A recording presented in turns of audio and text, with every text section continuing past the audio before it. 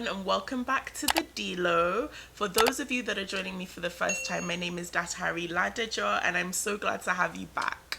Now guys, after my video last week where I shared my Zoom date with my husband, I got all kinds of feedback. First of all, thank you for all the love and support that I've had on my channel so far. For all of my new subscribers, thank you guys so much. And please, if you're watching this video and you have not liked or subscribed, please subscribe now.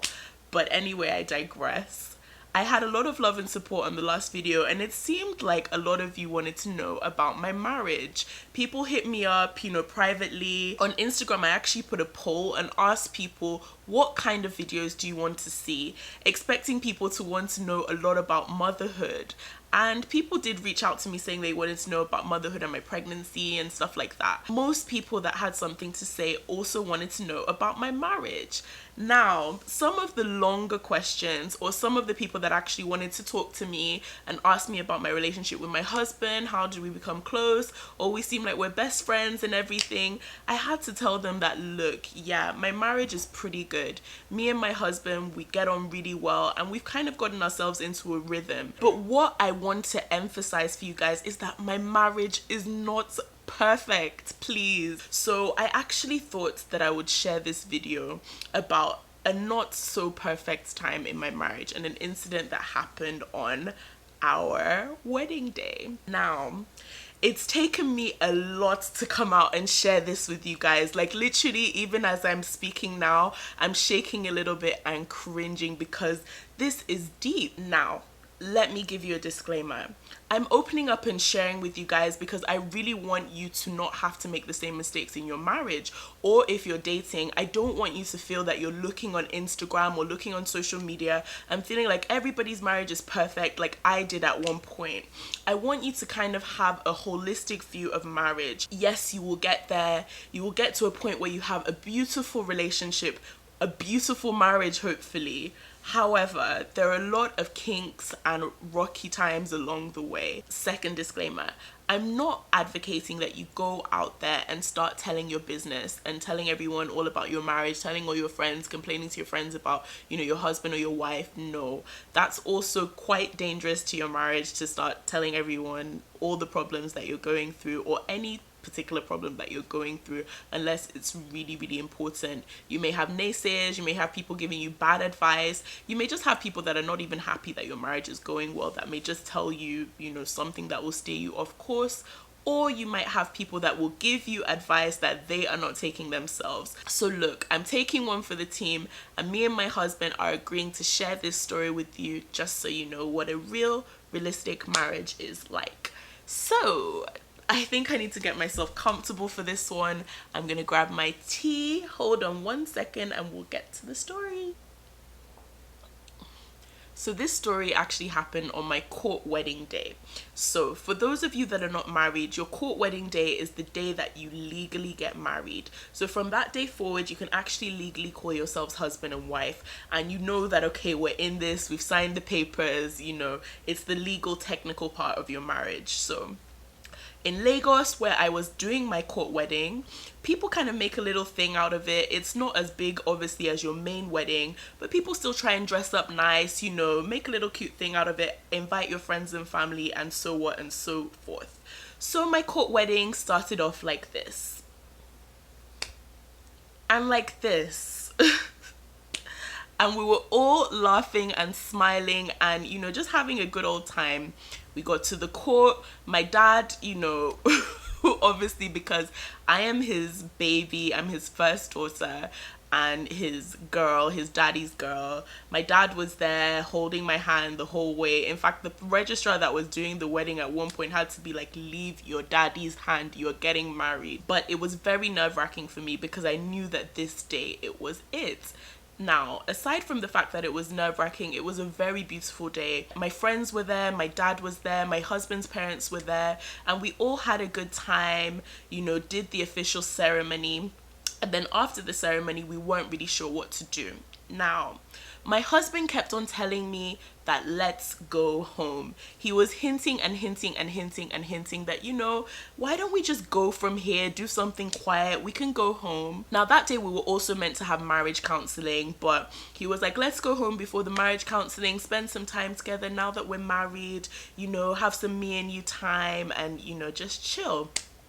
I was not having any of it. I was literally like, let's go out, let's go have fun, let's celebrate, our friends are here, let's go have lunch, I want to do drinks. And my husband was just like, let's go home. In my mind, this guy was a party killer of life. How can we have just gotten married and you want us to go to the house? Obviously, I'm going to want to go out and, celebrate with my friends who have taken their time out to come and attend the wedding. So God, in his infinite wisdom, knew that I needed to go home and was speaking to me through my husband. But me being new to the game, I wasn't hearing any of it. I was just so centered on going out and celebrating and taking pictures. I'd done my makeup, done my hair. I wasn't about to waste that and just be sitting at home with my husband. I wanted to be out and about. So we decided to go to a restaurant called Brass and Copper in Lagos, and Brass and Copper literally has the best food in Lagos. So also the food was kind of playing heavily on my mind. I was imagining their ribs with sweet potato fries and a glass of wine on the side. So obviously my mind was just swayed. I had it in mind that I was gonna go out. So I hopped in the car with my friend. Some of our friends drove behind us and my husband went to go and get our car. Now, because for some reason I was meant to be in the car with my husband, but as soon as I got into the car with my friend, her driver zoomed off and we ended up just zooming towards the restaurant.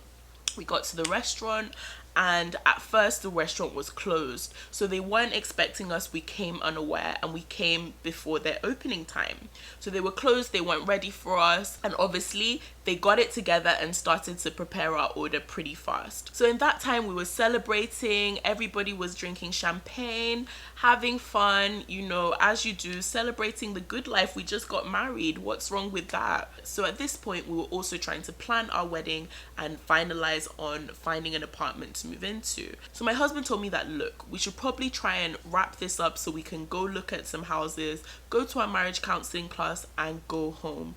And I don't know, I just wasn't catching the L. I just wasn't getting it. I was like, let's chill, let's, relax. It's our wedding day, don't be a party pooper, let's have a good time. So we did. We had our food, had our drinks, said goodbye to all of our friends who, by the way, I don't think anyone, maybe one person who was there on that day knows this story. Anyway, I'll continue. So we say goodbye to all of our friends, get in the car and go and look at a house. So as we were going to these houses, I saw one that I kind of liked, it was okay. And then we saw the house. Anybody that's here watching that has been house hunting that can relate to me, holla if you feel me, because that there are some houses that you literally just walk into and you just know that that's your house. You picture yourself in the kitchen cooking, you picture yourself in the bedroom lying down, you just know that this is it. So I kind of, obviously, as you do sometimes, I didn't want to act too excited. I was just like, oh, it's nice. But in my mind, I was dead set on that house. I heard the price and it was out of our budget, but I was dead set on the house. So I get in the car with my husband. I could actually call him my husband at that point because we were married. And we start to discuss about this house. And he's like, oh, what did you think of the two houses? And I was like, do you know what? They're not bad. They're okay.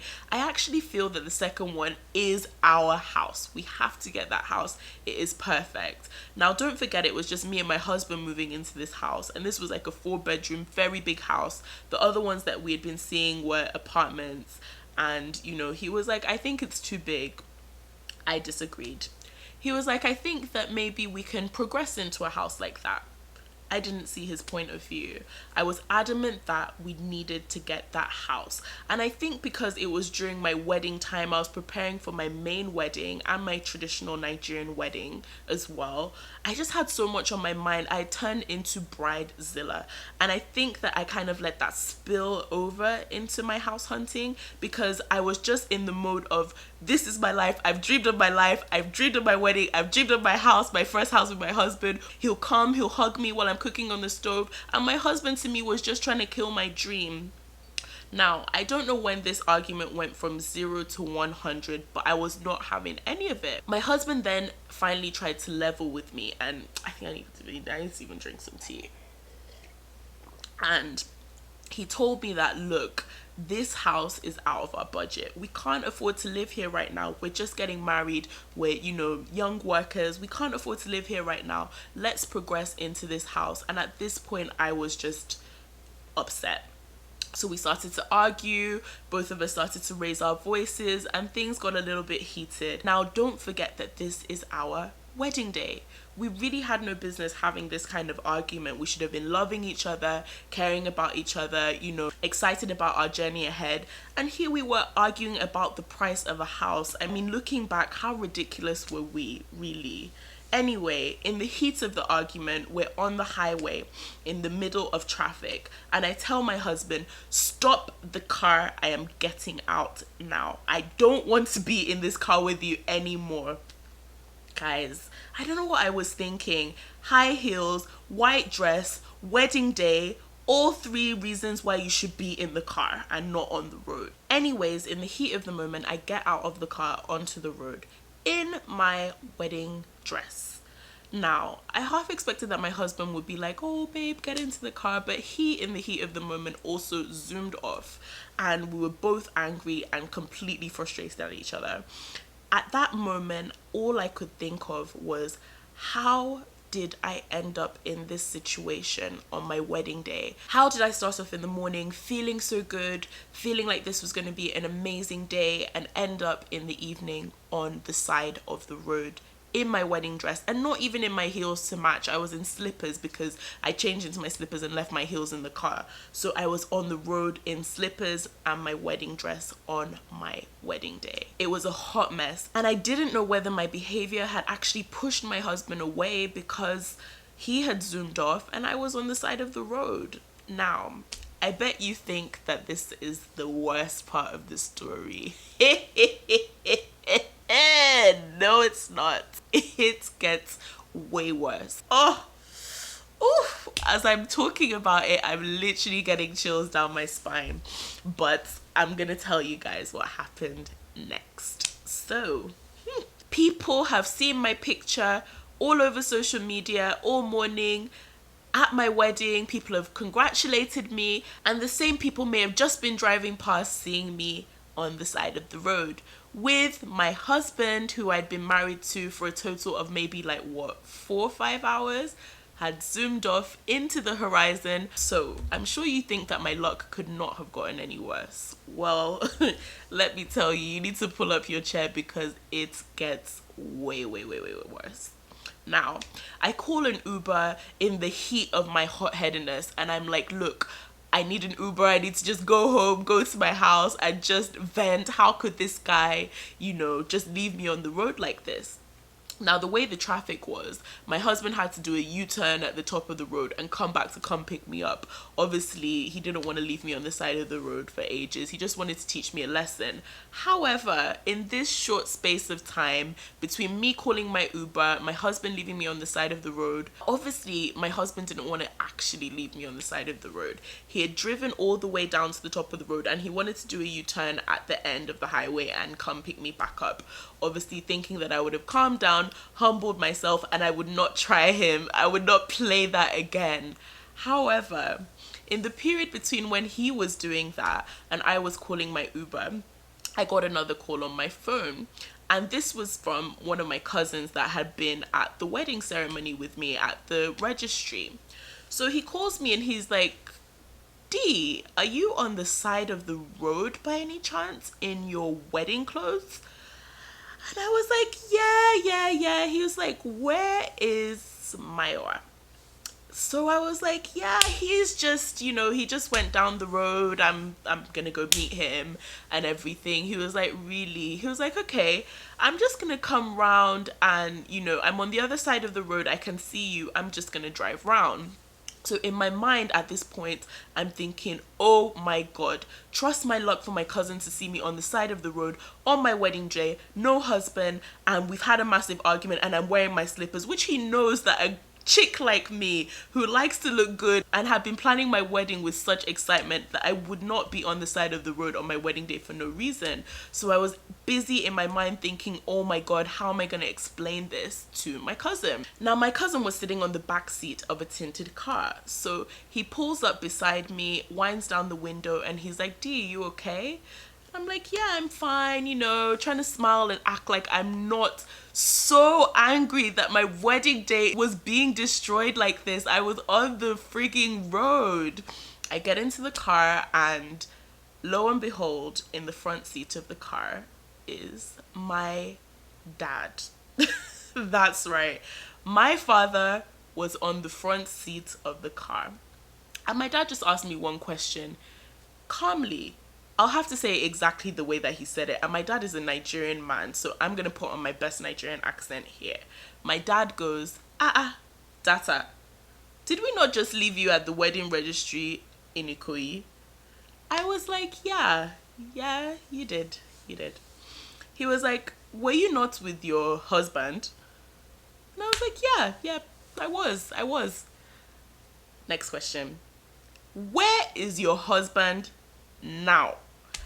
I was like, he just went up the road to, go and get something. He was coming back to pick me, My dad was like, okay, no problem. Well, you come with us. We're going to your uncle's house. You come, follow us since you're already on the road. Enter the car. Let's be going to where we're going. So in my mind now, I am trying to just get it together and act happy. At this point, I'm panicking, thinking, oh my God, what could be worse than this? I've had a fight with my husband. My dad has just witnessed me marry this guy. 1 second I was on the road, now I'm in the car, I'm with my dad, I'm not with my husband. What the hell is actually going on today? Like, it was crazy. I can't even describe to you guys the way that I felt. It was crazy.